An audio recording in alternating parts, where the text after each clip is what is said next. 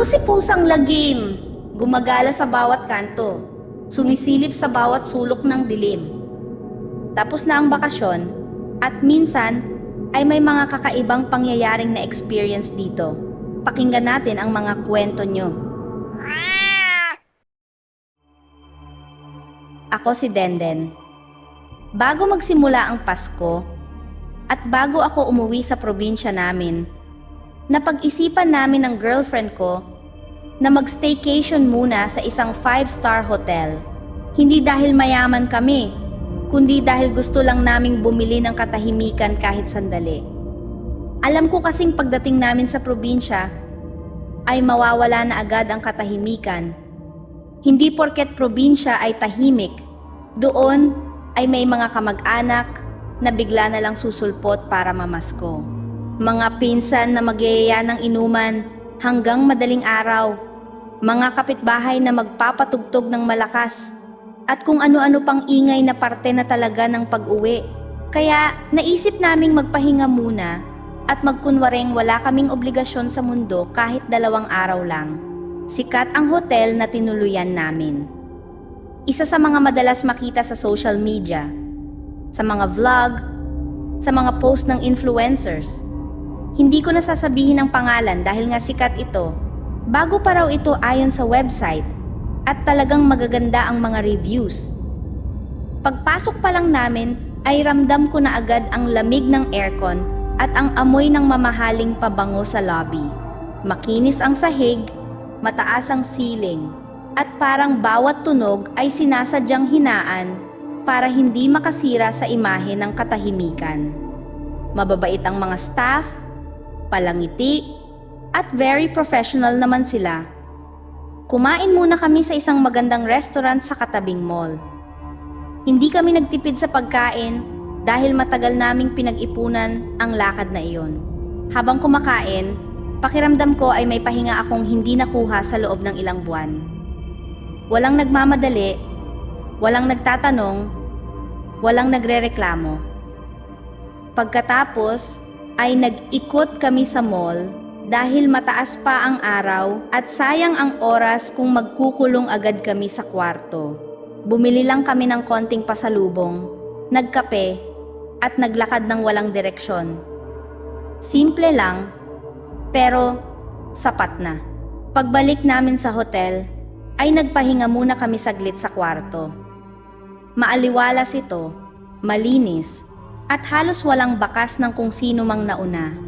Puting-puti ang kama, maayos ang mga kurtina, at tahimik ang paligid.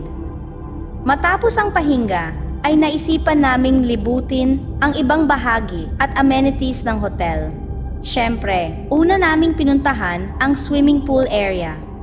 Gusto naming magtampisaw at kumuha ng mga litrato, lalo na't maganda ang liwanag at maganda rin ang view. Sakto itong pang profile pic sa FB. Gym rat ako kaya masaya akong mag-post kahit papaano para may ma-post bago tuluyang magsimula ang bakasyon at tumaba ulit dahil sa mga kakainin kong handa sa probinsya. Excited din ang girlfriend ko na ipakita ang bikini niya. Habang nasa pool kami, nagkukuwentuhan, nagtatawanan, at nag-selfie sa cellphone. Napatingin ako sa itaas. Napansin ko, nakitang-kita pala mula sa pool ang mga bintana ng hotel rooms. Binilang ko ang mga palapag, sinundan ng tingin ang hanay ng mga bintana, at doon ko nakita ang room namin. Sigurado ako dahil kita ko ang pinto ng balkonahe at ang ayos ng kurtina. Nasilip ko pa ang dulo ng luggage ko na nakalimutan kong alisin sa ibabaw ng kama. Doon, sa loob ng kwarto namin, ay may nakatayo, isang babae. Hindi ko agad naintindihan ang nakita ko. Nakatayo lang siya, diretso ang katawan, at nakatingin pababa sa amin. Kinabahan ako. Hindi gumagalaw ang babae. Hindi rin siya kumakaway. Wala rin siyang ginagawa. Parang nakapirmi lang. Parang larawang biglang lumitaw sa maling oras. Sasabihin ko sana sa girlfriend ko pero nang bumalik ako ng tingin, wala na. Ang kwarto ay mukhang bakante na ulit. Walang anino, walang galaw. Nandun pa rin ang luggage ko, pero wala na ang babae. Hindi ko na lang sinabi sa kanya. Ayokong masira ang mood niya.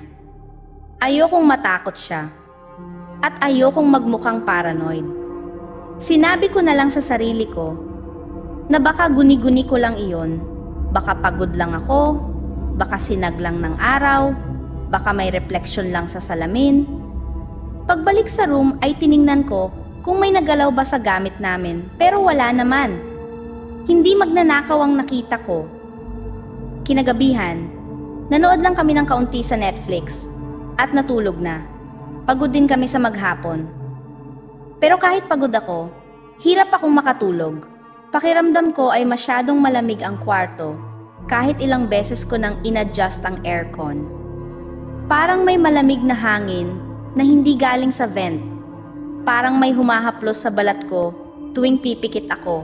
Pakiramdam ko rin ay may nakatingin sa akin. Hindi ko maipaliwanag kung paano ko nararamdaman iyon, pero may bigat sa dibdib. Pinilit kong pumikit, pinilit kong magpahinga, at kalaunan ay nakatulog din ako. Sobrang lalim ng tulog na ito. Walang panaginip. Umaga na nang magising ako. Pagmulat ko, napansin kong iba ang itsura ng girlfriend ko. Parang gulat at litong-lito. Tahimik siya at parang may iniisip.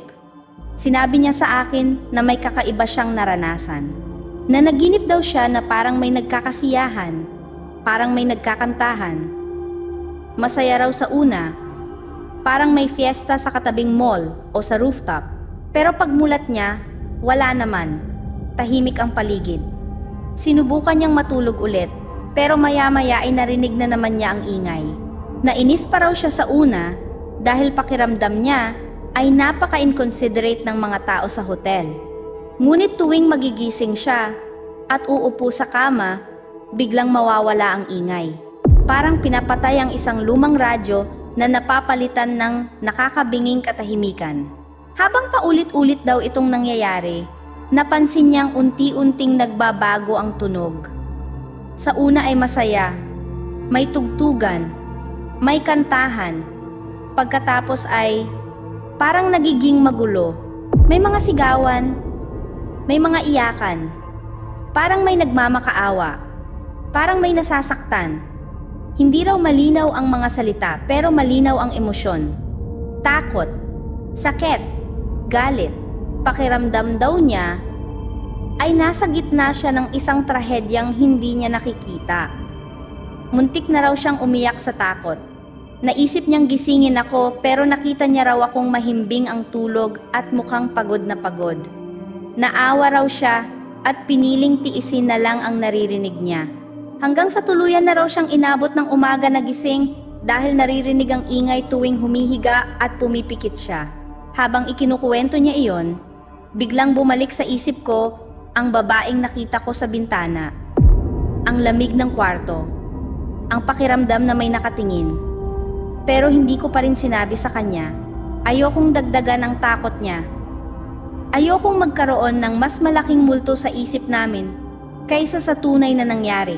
Kumain na lang kami ng free breakfast sa hotel. Masarap ang pagkain. Maayos ang serbisyo. At parang walang bahid ng kahit anong kakaiba. Normal ang lahat. May mga pamilyang nagkakainan. May mga mag-asawang nagkukuwentuhan. May mga batang nagtatakbuhan. Walang indikasyon na may mali sa lugar na iyon. Pagkatapos kumain, ay nag-impake na kami at nag-check out. Habang naglalakad palabas ng hotel, napatingin ako saglit sa mga bintana sa itaas. Hindi ko na hinanap ang eksaktong kwarto namin. Ayokong makakita ng kahit ano. Gusto ko na lang umalis. Hindi namin inakalang may mga kababalaghan din palang nangyayari sa mga mamahaling hotel at lalo na sa mga bagong-bago pa. Akala ko noon ang mga ganitong kwento ay para lang sa mga lumang bahay, sa mga abandonadong gusali, sa mga lugar na may malinaw na kasaysayan ng trahedya. Pero doon ko napagtanto na hindi pala mahalaga kung bago o luma ang isang lugar. Hindi pala mahalaga kung magkano ang ginastos mo para sa katahimikan. May mga bagay na sumusunod kahit saan. Sa biyahe pa uwi, pinag-usapan namin ang nangyari. Tinawanan namin sa una, parang ginagawa lang namin kwento para hindi maging masyadong mabigat at nakakatakot.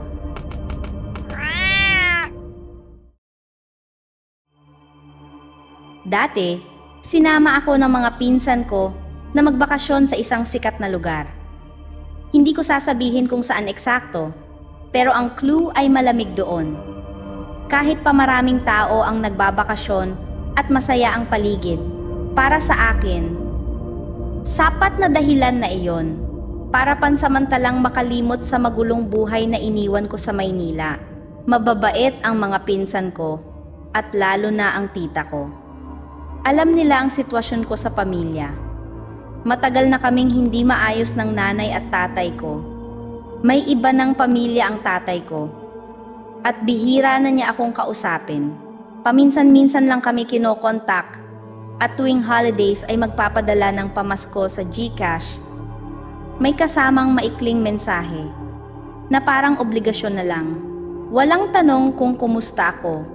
Walang pag-aalala. Parang multo na lang siya sa buhay ko na nagpaparamdam lang kapag may okasyon. Ang nanay ko naman ay iba ang problema.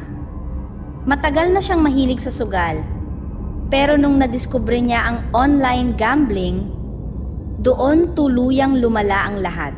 Madalas naming pag-awayan ang tungkol doon dahil sa halip na pambayad sa bills ay nauubos lang sa sugal. May work naman ako at nagko-contribute ako, pero minsan nadodoble ang bigay ko dahil naubos na niya sa sugal ang pera. May bago siyang boyfriend. At kahit mabait naman sa akin, ramdam ko na hindi ako tanggap ng pamilya niya. Pilit kaming pinapalapit sa kanila. Pinaparamdam na dapat magpasalamat kami. Kahit malinaw na parang sagabal lang kami sa tingin nila.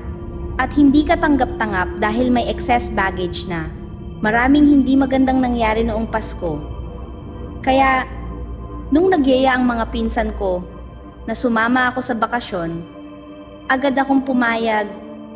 Sabi ng tita ko, sagot na raw niya ang lahat. Babiyahe lang kami bago mag-New Year at sa kanila ko rin sasalubungin ang bagong taon. Isang pagkakataon para huminga, para maramdaman ulit na may pamilya akong masasandalan. Fully booked na ang mga hotel sa lugar na pupuntahan namin. Halos lahat kasi gustong magbakasyon doon. Pero may kumare raw si tita na nag-alok na pwede kaming tumuloy sa vacation house niya. Doon daw kami makakatipid. At libre pa.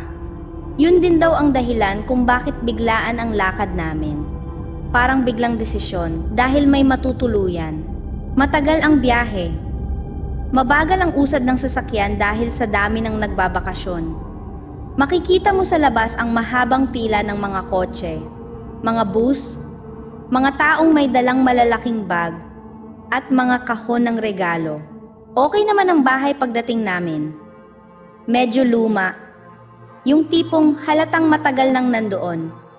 Pero maayos pa rin. Malayo nga lang sa town proper.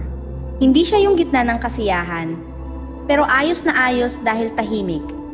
May malaking bintana na tanaw ang mga puno at bundok. Maganda ang hangin, presko, parang laging umuulan kahit hindi naman. Foggy kasi. May isang kwarto doon na nakalock. Sabi ni tita, malamang iyon ang kwarto ng kumare niya para masigurado ang privacy ng mga personal belongings niya. Wala namang nagtaka. Naiintindihan namin iyon. Libre lang ang bahay kaya wala kaming reklamo. Kahit luma, ramdam kong mas magaan ang pakiramdam ko roon kaysa sa bahay namin sa Maynila. Masaya ako kasama ang mga pinsan ko. Sama-sama kaming nagluluto, nagkukwentuhan, naglalakad sa labas kahit malamig. Kinabukasan ng stay namin, maaga akong nagising. Sanay na akong gumising ng maaga dahil morning person talaga ako. Nagluto ako ng almusal habang tulog pa ang lahat para naman may contribution ako at makatulong kahit konti lang. Tahimik ang bahay, maririnig mo lang ang mahinang ihip ng hangin sa labas. Hahawakan ko pa lang ang cabinet nang bigla itong bumukas mag-isa. Napaatras ako ng bahagya. Inisip ko na baka hindi lang naisara ng maayos. Ipinagpatuloy ko ang pagluluto, pero habang kumikilos ako, napapansin ko na parang may kakaiba. May mga pintuan na biglang bumubukas kahit wala namang hangin. Yung electric fan na biglang umaandar kahit hindi naman nakasaksak kanina. Yung TV na biglang nagbubukas. Tapos mamamatay ulit. Sinubukan kong huwag mag-isip ng masama. Baka luma lang ang bahay. Baka may problema sa kuryente. Nung nagising na ang mga pinsan ko, niyaya ko silang lumabas. Gusto kong mabawasan ang oras namin sa loob ng bahay. Kung pagod kami sa labas, pagbalik namin, matutulog na lang kami agad. Mas ligtas iyon sa pakiramdam ko. Iniiwasan kong manatili ng matagal sa bahay dahil kinukutuban na ako. Pumayag naman sila. Naglakad-lakad kami, nagpunta sa mga pasyalan, nag-enjoy sa lamig at tanawin. Pagod na pagod kami pag-uwi. Antok na rin. Akala ko makakatulog na ako agad. Pero madaling araw, bigla akong naalimpungatan. Ramdam ko ang bigat sa tiyan ko. Kailangan kong mag-CR. Wala akong choice kundi bumangon.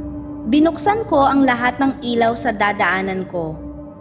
Kahit maliwanag, hindi nawala ang kaba. Parang mas lalo pang lumakas ang pakiramdam na may mali. Nagmadali ako sa loob ng CR na matapos ang kailangan kong gawin. Pagkatapos ko, pagbukas ko sa doorknob para lumabas, biglang may malakas na puwersang tumulak pabalik sa pinto. Sumara ito ng sobrang lakas, na parang may galit na galit sa kabilang side. Napaatras ako at halos mapaupo sa sahig. Sabay-sabay namang namatay at umilaw ang ilaw. Parang naglalaro sa takot ko. Napasigaw ako. Maya-maya, may lumabas na isa sa mga pinsan ko. Kitang-kita ko sa mukha niya ang pag-aalala habang kinukwento ko ang mga nangyayari. Habang sinasabi ko ang tungkol sa mga pintuang bumubukas mag-isa at sa puwersang nagsara ng pinto ng CR, biglang bumukas ang bintana sa sala. Sabay kaming napalingon. Nagkatinginan kami saglit, tapos sabay kaming tumakbo pabalik sa kwarto. Wala na kaming sinabi pa. Pinilit na lang naming matulog. Kahit ramdam kong gising ang diwa ko buong gabi.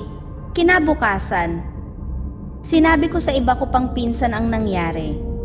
Akala ko ako lang ang nakakapansin. Pero aminado rin pala sila na may mga kakaiba na silang napapansin sa bahay. Hindi lang nila sinasabi dahil ayaw nilang matakot kami. Si tita naman, parang walang napapansin. Para sa kanya, normal lang ang lahat. Sabi niya, baka naninibago lang kami sa lugar. Pero kahit ganoon, nagkasundo kaming magsama-sama palagi. Laging bukas ang lahat ng ilaw. Kahit sa umaga, parang ayaw naming manatili sa dilim ng bahay. Dumating ang huling gabi ng stay namin. Akala ko masasanay na ako, pero hindi pa rin. Madaling araw, may narinig akong malakas na sigaw mula sa CR. Inisip ko na baka si tita iyon. Siya lang ang mag-isang natutulog sa isang kwarto. Hindi ko na ginising ang mga pinsan ko. Ayokong magpanik sila. Mag-isa akong lumabas ng kwarto at naglakad papunta sa CR. Pagdating ko doon, walang tao. Tahimik ang CR. Bukas ang pinto, parang walang nangyari. Nagsimulang bumilis ang tibok ng puso ko. Paglingon ko, biglang namatay lahat ng ilaw sa bahay. Tuluyan akong nilamon ng dilim. Tumakbo ako pabalik sa kwarto. Pero pakiramdam ko, hindi ko ito maabot. Parang humahaba ang hallway. Parang umiikot-ikot ako sa parehong lugar. Biglang bumukas ang ilaw. Napatigil ako. Nakita ko si tita sa harap ko. Mukhang nag-aalala. Doon ko lang napansin na tumutulo na pala ang luha ko. Nanginginig ako. Hindi makapagsalita. Nagising din ang mga pinsan ko at nagsama-sama kami sa isang kwarto. Wala nang natulog sa amin hanggang mag-umaga. Umalis kami ng bahay na iyon nang mas maaga kaysa sa plano. Puro kwentuhan tungkol sa mga nangyaring kababalaghan. Isang linggo matapos ang bakasyon at lumipas na rin ang New Year. Saka lang sinabi sa akin ng isa kong pinsan ang nalaman niya. Yung kumare pala ni tita ay naniniwala sa mga manghuhula at mga mangkukulam. May koleksyon daw siya ng kung ano-anong occult artifacts sa kwartong nakalock. Mga bagay na ginagamit sa ritual, mga anting-anting, mga gamit na may kung anong kasaysayan. Hindi ko alam kung may kinalaman iyon sa mga naranasan namin. Sa susunod, siguro sa hotel na lang kami tutuloy. Kahit mag-ipon ako at ako na mismo ang magbayad. Mas mahalaga pa rin ang kapayapaan ng isip kaysa sa libreng matutuluyan. Para na rin kahit minsan ay malibre ko sila. Parang appreciation ko sa laging pagkalinga nila sa akin. Mga kalagim, kung may nakakatakot kang kwento, pwede mong isend sa pusanglagimofficial@gmail.com. Huwag kalimutang mag-like at subscribe. Salamat sa takot. Ako si Pusang Lagim. Hanggang sa muli.